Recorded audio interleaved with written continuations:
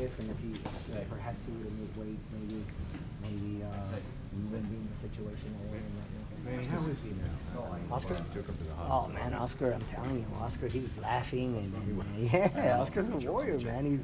He's laughing. He's like, hey, you know, he's a Mexican warrior. What can you say about him, man? He's the true, the epitome of an Aztec warrior. When we saw it on the screen here, it looked like there was a pool of blood near Oscar's corner. That was his blood. Absolutely. He wouldn't stop bleeding from his mouth, and what we try to do is just to keep the mouthpiece in his mouth and not remove it, of course, and work on that. Was that in the 6th or 7th? Fifth was it? Fifth was it? Manny, you said his jaw broken. His jaw. I want to say it. I mean, I'm not a doctor, but that's what it looks like. Oscar's a great action fighter, of course, but I mean, there's no way that he can retain his current, form and keep being wars like this. Just not even possible, right? Well, you know what I mean. If Oscar doesn't duck anybody, I mean, what fighter? I mean, Marriaga's the #1 contender in the world, man. Hennessy Cervantes is an undefeated fighter. Scott Quigg is a former world champion. When has Oscar had it easy? Oscar's never had it easy, but he's a warrior. He is who he is. Of course, he's got to do better. He's got to get better. Unfortunately, due to the circumstances, fighting with a broken jaw, I mean, I thought he did great, considering the fact that he fought with a broken jaw and being able to box and beat him to the punch and stick and move. And of course, you can't discredit Quigg. I mean, he's a former world champion. He's a warrior. Did you take that mouthpiece out after the fight? After after the fight. No, I mean after the fight. I mean after you left it in. Did you at any point after? Yes, I did. You know what? I did, but I don't remember if I don't recall. I did because he doesn't like me pulling his mouthpiece out of his mouth. So you did take it out. So I did take it out, but I don't think I did after. Once Miguel Diaz came in and he started working on the situation, I left it at that. So you just left it in over the last 6 rounds. Yes. Okay. He lost teeth? No, but man, if I could, I wish I could explain. I mean, it's just like his teeth are separated, like part of his jaw is like hinged. Man, you know what I mean? Man, I don't know if you answered this. How much do you think the fact that you guys fought a welterweight affected the physicality of the fight? Oh, big time. I mean, there was a situation where Oscar hurt Scott Quigg, but he took it well. I believe it was in the 11th round, leading into the 12th, if I'm not mistaken. Yeah, right at the end of the round, he took it very well. Manny, the thing that impressed me, like, through all of what happened in like the last 24 hours, is this like sweet, the victory, just like with all that? It's very sweet. And first of all, another thing, I would like to apologize. There was an altercation in the corner with the Scott Quigg team, and I would like to apologize. Some words were said in the corner, and I would like to publicly apologize to their team, because Scott Quigg, I understand he didn't make weight. It's unprofessional, but that doesn't take anything away from him. And he's a warrior, so I'd like to apologize to Scott Quigg and his team. And I wish he was here, and I'll apologize firsthand. But sometimes, the heat of the moment, and things are said, and then, And it looked like you were kicking off with Eddie Hearn. It looked like you and Eddie Hearn. I don't want to mess with Eddie Hearn. He'll kick my ass anything. I saw him come here. Manny, you said Quigg broke something as well? I understand. I heard in the ring after the fight that he broke his nose. So I don't know how. Look at his nose. Yeah, clearly. I mean, the guy's a warrior, man. No, he's a warrior. I don't think he went to the hospital. Oscar went to the hospital. That's what I heard. I mean, I don't know if that's a fact. Weighed Oscar by 7 pounds on the broadcast. Maybe more. Because Oscar's the type of fighter that doesn't gain. 135 to 142 inches. Yes, Oscar doesn't. 135.6 for Valdez, 142.2 for Quigg. Oscar's the one weight class difference. Are you looking for Valdez to maybe have a little bit softer touch next time out? You said. You know what? I'm no one to decide on that. I'm no one to say that. We leave that up to the promoter, Top Rank, of course, and his manager. I'm the coach, but I leave that up to them. Whatever they decide they want to do, and whichever direction they want to take is, I'm his coach, and I'm here to do as I'm told. Manny, you're saying you wish the fight hadn't gone ahead, but surely your man's stock has risen incredibly after that contest. back. I mean, it should. It should. I mean, it goes. It's the fight of the year, isn't it? I mean, probably again. It should. I mean, Oscar's a warrior again, man. I'm very proud of Oscar. He has no quit in him. You guys have no idea how hard this kid works, and how much he wants to please his people, his fans, his Mexican heritage, if you will, and he just wants to go down as one of the best fighters in the featherweight division, particularly because he has no problem making 126. And if you ask Oscar, he's willing to fight any of the world champions. Could we see him come to the UK? You know what? I personally, someone asked me earlier what fight would I like to see for Oscar. I like to see him fight Carl France. To see that fight. Claro. He's been in 3 straight wars. Yes. How much longer can he continue to fight? Well, you know what? Again, of course, what happens when the public sees him fight lesser of a fighter? Oh, he's fighting a bum. Oh, look, he's fighting nobodies. I mean, you know, Oscar wants to fight the best, and he really takes it to heart as far as the way people feel about him and how the public feels about him, the way they. So, you know, he wants to please the fans. He wants to please his people. Yes, and but yeah, definitely. I mean, I would like to see him fight. You know, maybe get a tuna fight, and then obviously. But like I said, I don't decide that. I don't decide that. Again, we leave that up to his promoter and his manager. Manny, as a coach and as a person personally working with him since his early in his career, does this type of performance surprise you, or do you think wow, he put on another great performance again? Like, you know what, Oscar, he listened in the corner. If you notice, there were rounds where he didn't sit there and bang. I mean, he actually boxed. He actually stick and move, beat him to the punch, stepped under, good lateral movement. There was a lot of good things Oscar did as far as boxing is concerned, correct? But then again, you know, I mean, he'll sit in the pocket and he'll go to the body and he'll bang with the fighter but just understanding that you have to be able to, as a coach, dictate the situation. Yes, fight. In other words, he's got to be the one dictating the tempo in the ring as far as when to fight, when not to fight, when to box. And it was evident. I mean, he made Scott Quigg miss a lot. But again, Scott Quigg, man, he's a warrior.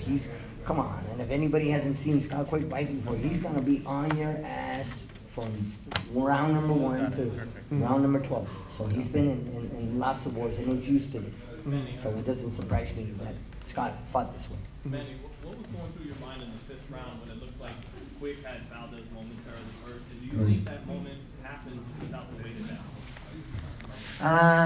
You know what? Maybe, because that's a lot of weight that you're carrying. Come on, it's just. I mean, when Oscar caught the guy, he stuttered Scott, but momentarily, and he came right back at him. And he caught him several times with, you know, to the head, to the body, and he took his punches very well, better than anyone else ever has. You know, I was asked this question: do you think Freddie, you know, and Scott Quigg's team did this on purpose? Do you think that it was deliberate, that they didn't make weight? Well, I don't know. I mean, who wants to give up 20% of their purse and not fight for a world title, right? I doubt that very much. What were the reasons why Scott Quigg didn't make weight? Well, he explained, didn't he, that he fractured his foot a month ago. I don't know. You're telling me. He told us afterwards. I mean, if he had a fractured foot, I don't think he. He did all right for a fractured foot, though, didn't he? He did very well for a fractured foot. I mean, I don't know if I can believe that or not, really. That's what he told us. To hope to build him into a top prize fighting featherweight like Morales and Barrera. He's definitely a top prize fighter, but do you think he's approaching or at the level that those guys were at in terms of man, we got some big shoes to fill, man. we got to stay grounded, man. We got to stay humble, man. And we leave that up to the public, up to the media, and you guys decide if he's there or not. We just got to keep working. We got to keep pushing forward. Up to the public, up to. Absolutely. Are you kidding me? Come on. Are you kidding me? I have no idea. I don't have anything to do with that. I mean, but I wish I knew. Do you know why the second day weigh-in wasn't enforced? Enforced. There is no. The IBF is the only organization that officially does the second day. Right, but and a lot of times when a fighter doesn't make weight, it is actually protocol to say, wait, let's try to work something out to make it fair. I think there was a legitimate reason why Quigg didn't make weight. But I've seen a lot of fights where they say, okay, if you don't make weight, you do a second day weigh-in. Well, listen, I think that the agreement that they had, obviously they asked for a second day weigh-in. Quigg refused to do that. And I think rather than sit here and say, point fingers at people, I think you give credit to the people that got jump in the ring and to Oscar and his team that say, listen, we're going to give this guy, we're going to take him on. He wants to cut some corners and have an unfair advantage, if that's what you want to say. We want to fight. And, you know, you tip your hat to the guys that take credit and, you know, put all the BS aside and go to be a fighter. So I can't answer that for you. How much did this fight? How much did this fight going down have to do with Oscar wanting it? Did you guys try and talk him out of it, and it was him at the end of it, or how'd that go about? You know what? Again, this decision was made by his manager, his father, Oscar. But at the end of the day, it was Oscar's call. I mean, I think when you talk about Oscar Valdez, I mean, listen, we all see fighters, right? We all see fighters, right? And we get emotionally involved, and Manny's next to him and everything. And as much as he tells Oscar, don't stay in the pocket, the kid loves to stay in the pocket. So it's in his DNA. He wants to be a fighter. So anybody telling him something that you think is the rational thing to do, which is make him have a second day weigh-in or not take the fight or whatever it is, it's the same deaf ears that he gets when he says, don't pull straight back, don't go to the ropes, don't do those things. He's a warrior. That's in his DNA. Manny, you mentioned that Oscar has been in, plenty of wars. These last two fights with Cervania, and then the one before that. You as a trainer, what would you recommend? Did you pretty much rest him for the rest of the year? Well, we'll wait and see what what type of result we receive from the doctors. But styles make fights, man. Styles make fights. If you put Oscar in with Marriaga, you're gonna get fireworks. With Hennessy Cervania, studying the tape, you're gonna get fireworks. If you put him in with me, he'll put on fireworks. And then again with Scott Quigg, you can put him in with Scott Quigg. Come on, it was a given. I knew you were gonna get fireworks. I don't think anybody was wrong about about the fight. Scott Quigg is a warrior. He comes forward and he comes to fight. Now, on the other hand, Oscar, I think Oscar he proved that he's a more complete fighter. He proved that he can bang, he can box, he can make you miss, he can make you pay. I think he did a lot of good, positive things tonight. And considering the fight. What Manny's saying is you can see, which is wonderful, when you see a young kid mature over the body of work.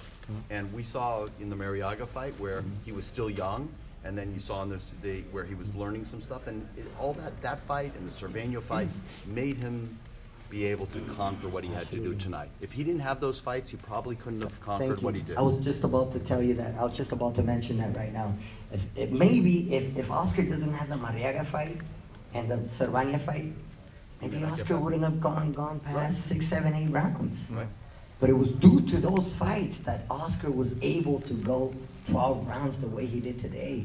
These type of, sometimes, everybody likes to see knockouts. But what Oscar has to understand, prior to these last 3 fights, Oscar was used to knocking everybody out. Oscar, you're not gonna knock everybody out, Oscar. You gotta learn to go rounds. It's so valuable to go into deep waters and go 12 rounds, because at the end of the day, that's what those fights, that's what they got us here. If it wasn't, thank you. If it wasn't for those fights, as a promoter, I gotta thank him, because if it wasn't for those fights, Oscar doesn't go the 12 rounds the way he did tonight. And also to see, the last 3 rounds where he comes on, right? That's the maturity, right? A lot of times you see the young kids fade at the end, but he started coming on in the last 3 rounds and went through adversity. On that point, Manny, maybe did you tell him to come out and win the 9th because he came out hard in the 9th? He came back very hard in the 9th. Yes, it was like you told him to come out. Rounds, you win that round, you won the fight. You almost told him. Those are the championship rounds. You're going into the 9th, 10th, 11th, 12th round. We all understand those are the championship rounds. Those are, that's when you show what you're made of. Hey, Todd, it's a given. Yeah. You guys have hosted plenty of cards here. Where does this rank at? The wettest.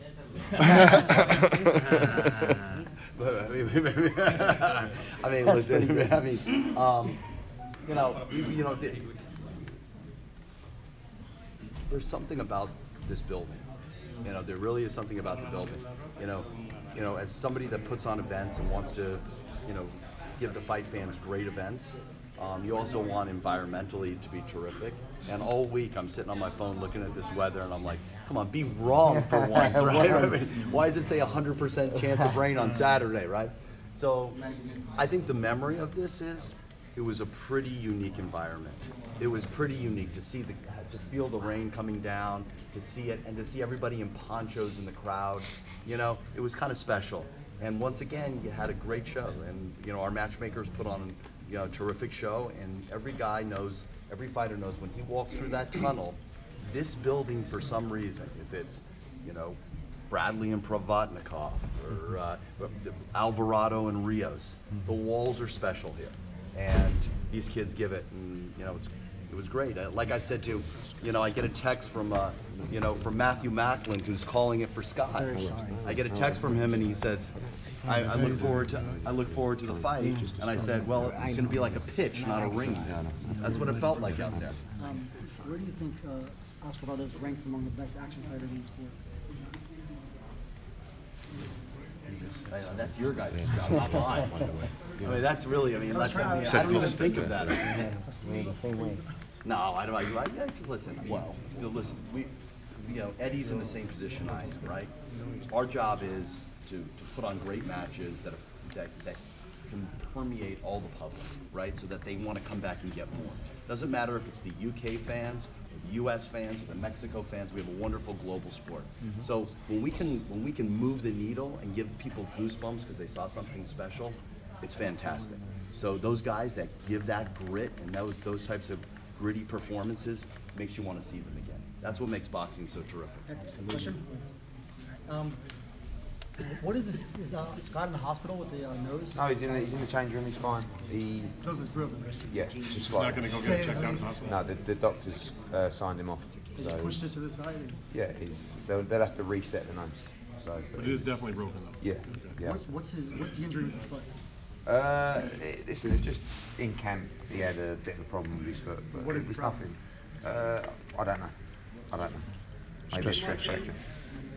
But it was maybe a stress fracture, but it was nothing that was going to keep him out of the fight. He had to adapt his training. That was all. At least it wasn't a toe. No, it wasn't a toe. He said he had done like that. Yeah. But totally. You like that one? Was it stress fracture? Yeah. Stress fracture's your right foot. Right foot. Right foot stress fracture. So is that why? Would you attribute that to the weight loss? Yeah, I mean, he couldn't do certain things for a small period. He could still train. He could still spar. It wasn't that it was going to keep him out of the fight, but he just had to adapt. But there is no one more professional than Scott Quigg at making weight, at training, at everything. And it devastated him that he couldn't make the weight because he got so much criticism back home. Because British fans are a little bit like that. They love to jump on you when you've done something wrong. And I just hope tonight they watch that performance and give him the respect that he deserves, because he apologised for not making the weight. It was very unprofessional and it was very out of character for Scott Quigg. But he backed it up with a performance that he went above and beyond the call of duty. Eddie, with that said, why didn't he do a second day weigh-in to even out the score? Because a lot of times when a guy doesn't make weight, they say, you know what, all right, there may have been a legitimate reason. But I've also seen other situations where you do a morning of weigh-in to balance the scales. Like your guy was a welterweight tonight. Is that really a fair fight? No, well, he wasn't a welterweight tonight because 142.2. No. You don't have a welterweight tonight. There's no one in a weight class that's the same weight tonight. That's ridiculous. Right, but your guy was 142. Yeah, but he weighs 140 every time he fights. So he was £2 over. Is that when he makes weight? Because one guy had to make weight. So you're saying that you think that Oscar Valdez had an easier time with what he had to do, stretching himself out. The last couple of pounds were the toughest. Yeah, hold on, Steve. Our boy had to go for a camp with a stress fracture in his foot trying to make weight. Right. He was in a terrible physical condition on the scale trying to make weight. Trust me, it was no benefit to him having that camp that he had and stripping himself down to try and make weight yesterday. So Trust Eddie, me. you'll be consistent. The next time one of your fighters has a guy that doesn't make weight, you'll say, you know what, we don't need to have a morning of weight. Every situation is different. And my job is... Yeah, your situation, sure, because here's the thing. The guy has a broken jaw. It was a rough fight. I congratulate both guys. I like Scott. But I do think it's a little bit of an imbalance when one guy makes weight, right? one guy doesn't.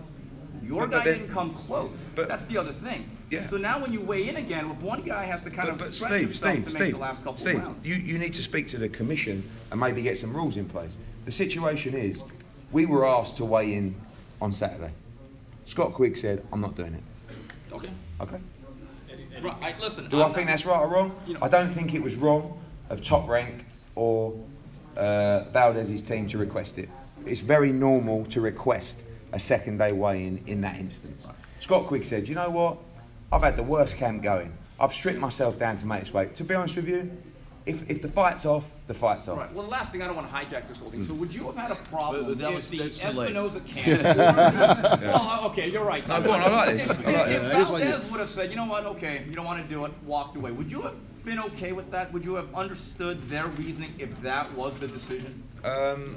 Having known what they probably knew, I would have been very surprised if they walked away from the fight. Okay, fair enough. Having known the camp, because they knew the camp that Scott Quigg had, and they knew that he wasn't in the best shape he could possibly be, and they knew that he was struggling at the weight all night and all day yesterday. So it wasn't like, but just believe me on one thing, it wasn't like Scott Quigg woke up and said, oh, you know what, I'm not going to make the weight, I won't try, because I witnessed him try, and it wasn't pretty. So he's a very stubborn individual. I don't necessarily agree with him refusing a second day weigh-in, and I honestly believe that if he would have not been through what he went through in camp, he would have done the second day weigh-in. But it was a situation where he said, listen, I've had enough. I've done everything I can to be here and to try and make the weight, and I'm not going through it trying to hold my weight and do it again. Eddie, when did Scott break his nose? I believe it was like the sixth, seventh round, something like that. I mean, he had a great round in the fifth round where he hurt Valdez badly, and and then he got cut and it set him back a little bit. But Valdez, I was hoping and praying and expecting Valdez to weaken down the stretch, but he didn't. And both guys showed unbelievable heart. It was a brilliant fight. Eddie, why do you think Valdez was the superior fighter tonight? Well, so many different reasons. Footwork, footwork, jab, body shots were incredible. I said to Scott Quigg in there just now, how badly hurt were you to the body? And he said, once. I said, are you sure? Because that hurt me every time. Sitting there. Brilliant shot selection, great engine. He boxed off the back foot for most of the fight, and again, moved so much in the fight. And to keep going at that rate with a broken jaw. I mean, don't forget, all right, Scott Quigg had a broken nose. Valdez had a broken jaw. And by the way, Scott Quigg broke his jaw against Carl Frampton in the third round, in their fight. So these guys, both guys aren't human. But I think Valdez showed that he's an excellent fighter. And how many times do you see Oscar Valdez in a bad fight? You don't. Were you a little surprised that the one judge had it? I mean, they were all kind of wide, but the 118. 10-2. Sort of 118, 110. Yeah, 10-2. I had it 116, 112, something like that. You had it 115. Yeah, you had it 115, 113. I had it 16, 12. Valdez. Yeah, but you're a controversial judge. I mean, I've never seen you have a good scorecard. Boxing guy. 116, I mean, Scott knows he lost the fight. Yeah. I mean, No, but I just like 10-2 seemed a bit wide. That's yeah, no, I gave Scott 4 rounds, maybe 5 rounds. And so with him being able to withstand those body shots and everything, like Steve was saying, do you think that the weight did help him? Honestly, right, the weight is a load of bullshit. He was 2.5. We would have preferred that he was fit and healthy and made the weight well. Not, and he's a bit heavier than he'd like to be in the ring tonight. It wasn't a plan. I read some rubbish. People saying, oh, do you think he's coming heavy deliberately? The only reason we took this fight was to try and win a world title. And people say, oh, do you reckon he should come in deliberately? You're like, what would be the point of that? You don't want to come in heavy. He's never been heavy. He's a 122 pounder, years. moving to 126. He's not even a big featherweight. It was a disaster for him to be overweight. And he was too heavy tonight. But, no one has a perfect camp, despite what people say. Everybody has injuries in camp. I'm sure Valdez hasn't probably had niggles and injuries in his camp. But you go through it, they both did. And it was a fair fight, and the better man won. Do these fights, like Luke Campbell losing that tough fight to Linares and Quigg tonight, does that deter you at all from continuing to come to the United States? No, I mean, I actually thought the Campbell-Linares fight was a draw. But tonight, the right man won. But nothing deters me. But it encourages me, because they're both great fights. The thing is, the good news now is, and we have to put pressure on the fighters and the managers and the advisors to get them to take fights like tonight. Because when Carl Moretti phoned me about Scott Quigg, I couldn't believe they asked.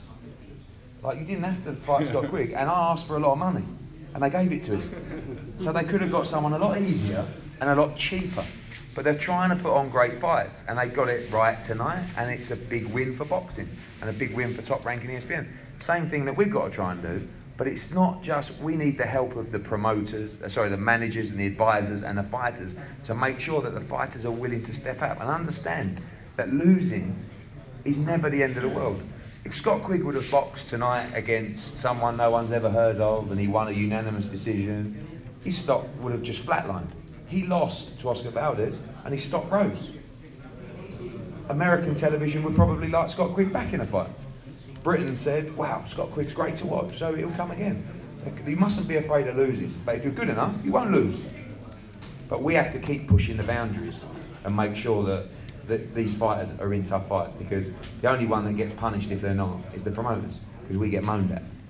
Eddie, where do you want to see Quigg, Scott, go from here after what happened? Hospital.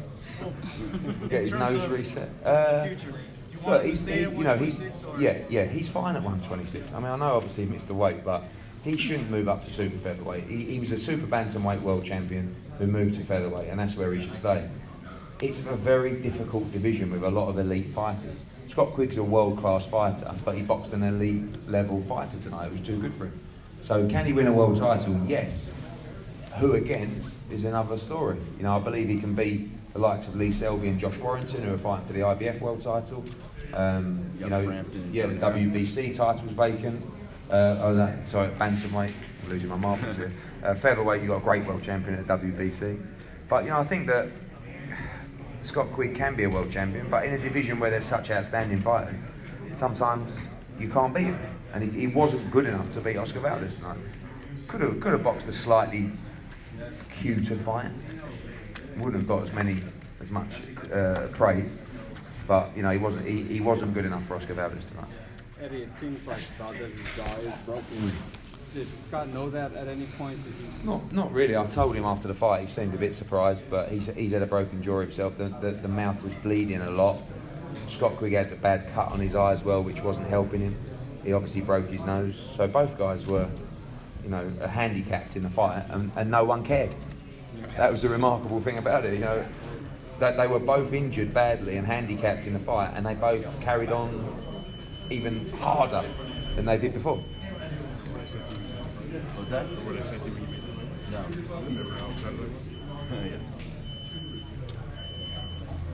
All right, guys. Have a good night. Thanks for showing up. Scott's not coming out? No. Eddie, See you. Thanks so much. Okay. Eddie, thanks, man. All right. Eddie, good seeing you. ¿Me está viendo? ¿Me está viendo o no? See you guys later. Frankie. Fucking wet.